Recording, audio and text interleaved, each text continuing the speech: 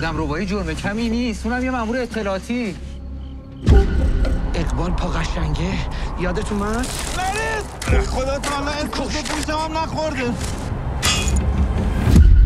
شما ببینین خودشه یا نه؟ فکر نمی‌کردم خودتو اینجوری اسیر بکنی. ببین ما قاتل نیستیم. مطمئنی خودشه؟ نه. که پاقورا زر آورده اینجا.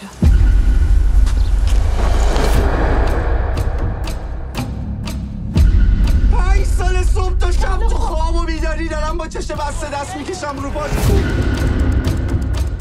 ماشین چه خبره؟ آقا چیز خاصی نه. حالا که مسئله شخصی نداریم پس همتون بدونید این کثافت امروز باید حرف بزنه.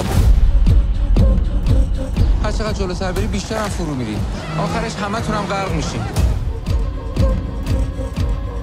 من خودم زن و بچه دارم، میفهمم چی داری میگی.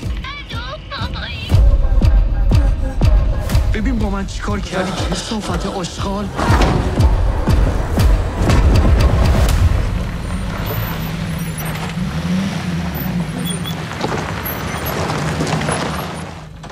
حالا میخوای چیکار کنی؟